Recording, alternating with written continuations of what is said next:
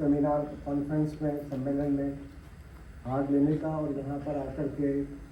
प्रतिभागियों के प्रस्तुतिकरण को सुनने का तथा इस अंतिम वैलेडिक्टरी सेशन में शामिल होकर के अपने विचार प्रकट करने का जो अवसर दिया उसके लिए मैं सभी आयोजकों का हृदय से आभार व्यक्त करता हूँ। मेरे लिए ये एक सुअवसर है कि मैं अपनी बात भी इस वैलेडिक्टरी सेशन में आप सबके समक्ष प्रस्तुत कर सकूं और आप सबके इस निर्णय में भागीदार बन सकूं कि आगे आने वाले समय में अपने सभी प्रयासों को निवेशित करके हमें भारत के पुनरुत्थान के लिए कृत संकल्प से कार्य करना है और भारत के पुनरुत्थान का साक्षी भी बनना है और भारत का पुनरुत्थान ही विश्व के पुनरुत्थान के समान है और उसके आगे के अस्तित्व के लिए भी आवश्यक है। मैं एक विज्ञान और टेक्नोलॉजी का विद्यार्थी हूँ और मेरी जो सोच समझ है उस पर पूरी तरह से विज्ञान और वैज्ञानिक दृष्टिकोण से अर्जित ज्ञान का प्रभाव है, तो मैं उसी आधार पर अपनी बात यहाँ पर व्यक्त करने की कोशिश करूँगा संक्षिप्त में। मेरी दृष्टि में भारत के पुनरुत्थान में क्या होना चाहिए, उसके लिए आवश्यक है कि भारत में पुनरुत्थान के बारे में पता विश्व को कैसे पता चलेगा और हमें कैसे पता चलेगा कि भारत का पुनरुत्थान हो चुका है। तो मेरी दृष्टि में ये तब संभव होगा या तब दिखाई देगा जबकि वो हर प्रोडक्ट जो हम बनाते हैं वो विश्व में सबसे बेहतरीन है। उस प्रोडक्ट के इस्तेमाल करने की आवश्यकता विश्व के हर नागरिक को महसूस हो और उसे लगे कि भारत में बनने वाले उत्पाद जो हैं वो विश्व के अंदर सबसे श्रेष्ठ बनने वाले उत्पाद हैं। और उसी तरह से जो सेवाएं होती हैं, क्योंकि आज के समय में सेवाओं का युग है और उन सर्विसेज का भी बहुत महत्व है, तो किसी भी प्रकार की सेवा की चर्चा करें तो उस सेवा की चर्चा में भी ये सामने आए कि भारत में प्रदत्त होने वाली सेवाएं विश्व की उत्कृष्ट सेवाएं हैं और उसी तरह से हर समाज, हर अन्य राष्ट्र भी अपने यहाँ सेवाओं को स्थापित या प्रदान करने की पद्धति लागू करें। लेकिन इसके लिए अच्छे उत्पाद बनाने के लिए, अच्छी सेवाओं देने के लिए लगातार रिसर्च, इनोवेशन और एंटरप्रेन्योरशिप को बढ़ावा देना आवश्यक है। मुझे Delhi skill and entrepreneurship university में इस तरह के प्रयास करने का अवसर मिला है, उसके लिए तो मैं आभारी हूँ कि मुझे एक मौका मिला। लेकिन मैं ये मानता हूँ कि बिना रिसर्च के हम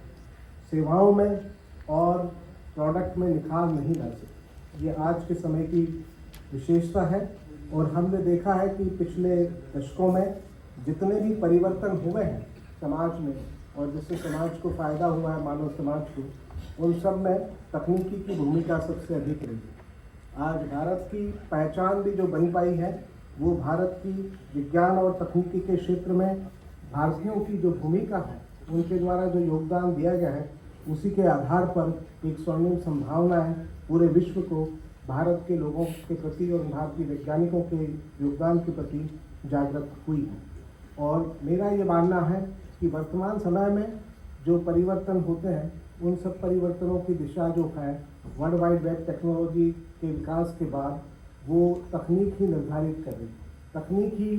ये एक तरह से ऑटोनोमस सिस्टम बन गया है और उस दिशा को तय करती है कि जीवन शैली किस तरह से होगी, जीवन में आचरण किस तरह से होगा, उसको प्रभावित करने की क्षमता भी तकनीक ने अपना ली है और तकनीक ने पाली है और हम सब ने तकनीक के इस स्वरूप को स्वीकार कर लिया है। क्योंकि अगर प्रोडक्ट और सर्विस के बाद अगर किसी तीसरे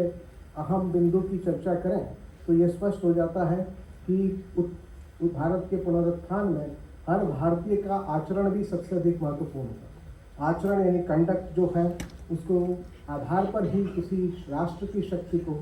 हम पहचान सकते हैं और उसके लिए भी हमें प्रयास करने होंगे और उन प्रयासों में निश्चित तौर पर हमें विज्ञान के धर्म को, विज्ञान के दृष्टिकोण को अपनाना होगा। और वो धर्म और दृष्टिकोण यही है मेरी नज़र में कि हर चीज़ को क्वेश्चन किया जाए। तो हमें जो भी हमारे पास आज के समय में प्रोडक्ट उपलब्ध हैं, हर प्रोडक्ट को क्वेश्चन करना है कि इस प्रोडक्ट को बेहतर कैसे बनाया जाए। उसको उसी स्वरूप में स्वीकार कर लेने से परिवर्तन और क्षमताओं का विकास नहीं हो सकता। इसी तरह से हर सर्विस को कैसे बेटर किया जा सकता है, इसके बारे में क्वेश्चन करने की आदत या प्रवृत्ति हमें अपनानी होगी और संतोष के भाव से काम नहीं चलेगा। इसी तरह से हमारे आचरण में तकनीक के प्रभाव से या वैश्विक सांस्कृतिक प्रभाव से, किसी भी प्रभाव से जो भी दोष उत्पन्न हो गए हैं, उनका पता भी हम उसी आधार पर लगा सकते हैं, जबकि हम हमारे आचरण के ऊपर भी प्रश्न करें। बिना प्रश्न किए हमें हमारी कमियों का पता नहीं चल सकता, और बिना कमियों को नज़र पर विचार किए हुए और एक प्रयास किए हुए पुनरुत्थान हो नहीं सकता। पुनरुत्थान में हमने ये देखा है कि हमारी जो पहले जो स्थिति थी कि भारत में विश्व स्तर के प्रोडक्ट बनते थे और भारत में निश्चित तौर पर कौशल शिक्षा की कोई व्यवस्था रही होगी कि भारत में बनने वाले जो प्रोडक्ट्स थे उनमें कौशल का या हुनर का इतना अनोखा संगम होता था कि विश्व भर से लोग भारत की तरफ देखते थे और भारत की तरफ आगे बढ़े। तो आज भी हमें वही कौशल, महारत, हुनर हासिल करना है कि हम विश्व में बेस्ट प्रोडक्ट, बेस्ट सर्विसेज हम देना। पर ये उसी समय संभव हो पाएगा जबकि हम वर्तमान स्थिति को भी समझें और उसके आधार पर भी हम प्रयास करें कि वर्तमान स्थिति में जो भी नई और नई प्रकार की समस्या है, क्योंकि विज्ञान से हम ये सीखते हैं कि अगर हम एक समस्या का समाधान करते हैं या एक प्रश्न का उत्तर देते हैं तो उसके बाद भी कई अन्य प्रश्न खड़े हो जाते हैं, कई अन्य समस्याएं खड़ी हो जाती हैं। तो ये एक सतत चलने वाली प्रक्रिया है। पुनरुत्थान के बाद भी प्रयासों की सततता आवश्यक होती है। तो हमें ये देखना होगा कि वर्तमान परिस्थिति में जो परिवर्तन हो रहे हैं उन परिवर्तन की दिशा क्या है। और मैं जिस चीज़ को महत्व देता हूँ कि पिछले दशकों में जिन परिवर्तन हुए हैं उन परिवर्तन में एक तो ये बात परिलक्षित हो रही है कि पूरे प्रकार के परिवर्तनों को कन्वर्जेंस के तौर पर समझा जा सकता है कि वर्ल्ड वाइड वेब के विकास के बाद पूरी दुनिया एक गांव की तरह, विश्व जो है गांव की तरह रूपांतरित हुआ और ज्योग्राफिक बाउंड्रीज का महत्व खत्म होने जा रहा है और ख़त्म हुआ, क्योंकि अब हमारे पास उस प्रकार के समाधान उपलब्ध हैं कि पूरे विश्व में कहीं भी कोई घटना घटती है तो उसकी सूचना भी हमें त्वरित गति से मिलती है और वो हमें प्रभावित करती है। तो पूरे विश्व के एकीकरण करने में वेब टेक्नोलॉजीज का जो प्रभाव है वो परिलक्षित हुआ। और वेब टेक्नोलॉजी में केवल एक ही बात रिफ्लेक्ट हो रही है कि ज्योग्राफिक बाउंड्रीज डिसअपियर हुई है। उसी तरह से हमने देखा कि हमने जो राष्ट्रीय शिक्षा नीति बनाई उसमें भी इस बात को स्वीकार किया कि जो विभिन्न विषय हैं, डिसिप्लिन्स हैं, इनकी बाउंड्रीज भी खत्म हो गई। अब आपको फिजिक्स, केमिस्ट्री, बायोलॉजी या ह्यूमैनिटीज़ और सोशल साइंस के विषयों को अलग अलग ढंग से देखने के बजाय ज्ञान के सभी जो धाराएं हैं उनको एक समग्र रूप में देखने की आवश्यकता है, क्योंकि किसी भी समस्या का समाधान जो है वो किसी एक डिसिप्लिन की बाउंड्री से नहीं मिल सकता। तो अगर क्लाइमेट चेंज की समस्या के बारे में भी कोई विकल्प निकालने हैं तो केवल विज्ञान से ही नहीं आ सकता है, उसमें दर्शन की भी भूमिका हो सकती है। तो उसमें किस प्रकार की संस्कृति और आचरण को अपनाया जाए इसकी भूमिका भी हो सकती है। तो हम इस बात को समझें और महत्व को हम जानें कि भारत की जो प्राचीन पहचान है उस पहचान में भारत में यही रही है कि यहाँ पर जहाँ तक दार्शनिक बातों की भी बात है तो किसी समय में भारत ही एकमात्र विश्व में देश था जिसमें कि 11 विभिन्न दर्शनों के बीच में शास्त्रार्थ होता था।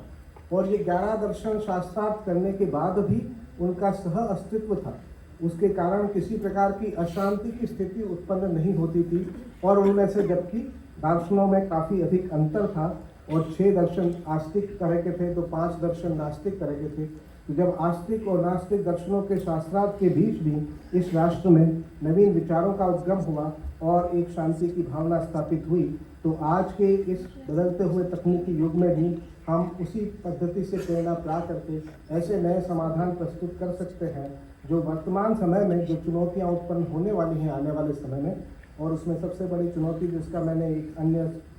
टेक्निकल सेशन में भी जिक्र किया था कि आने वाला समय जो है हम चाहें या न चाहें उसमें ये निश्चित तौर पर होने वाला है कि मशीन इंटेलिजेंस बायोलॉजिकल इंटेलिजेंस को सरपास कर जाए, अर्थात मशीन मानव से अधिक बुद्धिमान बन जाएगी आने वाले 10 या 20 वर्षों में। और जब ये स्थिति उत्पन्न होगी तो संपूर्ण मानव सभ्यता को एक मशीन इंटेलिजेंस के साथ सह अस्तित्व में रहने की पद्धति को सीखना होगा। और इसीलिए मैं कहता हूँ कि हमें हमारे सतत प्रयासों की तरह एक ऐसी स्थिति बनानी होगी, क्योंकि जिस समय में मशीन इंटेलिजेंस मानव के इंटेलिजेंस से अधिक हो जाएगी, उसको कई लोग अलग अलग ढंग से देख सकते हैं, पर मैंने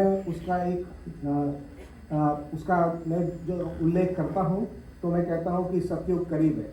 और सतयुग करीब है क्योंकि बहुत सारी जो चीज़ें और हमारी जो कमियां हैं जिसको हम अपने ढंग से नज़रअंदाज कर सकते हैं, हो सकता है कि मशीन इंटेलिजेंस हमें नियंत्रित करने में सफल हो आने वाले समय में, या हमारा परीक्षण, हमारे आचरण, हमारे व्यवहार का विश्लेषण करके हमें वो इनपुट दे सके। आज भी डिफरेंट तरह की जो इंटेलिजेंस है, आर्टिफिशियल इंटेलिजेंस के अलावा जो ऑगमेंटेड इंटेलिजेंस, जो वेब या टेक्नोलॉजीज या आपके हाथ में जो मोबाइल फ़ोन है उसके थ्रू आपको जो इंटेलिजेंस मिल रही है वो आपके आचरण और व्यवहार को प्रभावित कर रही है। तो इस नए युग में जहाँ पर कि क्रांतिकारी परिवर्तन निश्चित तौर पर तकनीक के जरिए होने जा रहे हैं, भारत के पुनरुत्थान में मेरा ये विश्वास है कि भारत के वैज्ञानिकों का, तकनीकों और भारत के सभी व्यक्तियों का जो है वो योगदान रहेगा। और विशेष तौर पर हम सबको इसके लिए दृढ़ संकल्प से कार्य करना होगा, तभी पुनरुत्थान जो है वो संभव है। और आज से 10-20 वर्ष बाद ही इस कॉन्फ्रेंस की सफलता का अंदाज़ा लगाया जा सकेगा। अगर ये कॉन्फ्रेंस हमें प्रेरित करने में सफल रहती है और भारत का पुनरुत्थान विश्व के द्वारा देखा जाता है आने वाले समय में, तो निश्चित तौर पर हम इस कॉन्फ्रेंस के आयोजन को सफल मान सकते हैं। तो मैं इसी उम्मीद के साथ कि ये एक शुरुआत है, अंत नहीं ये कॉन्फ्रेंस, और इस शुरुआत के बाद आप और हम सब मिल करके समुचित प्रयास करेंगे कि भारत जो है उसका पुनरुत्थान हो, रिसर्जेंट इंडिया, और पूरे विश्व को और पूरी मानव प्रजाति को और यहाँ तक कि हर सेंटेंट बीइंग को हमारे इस पुनरुत्थान का फ़ायदा पहुँचे। मैं आपका आभार व्यक्त करता हूँ कि आपने मुझे शांतिपूर्ण सुना, और धन्यवाद।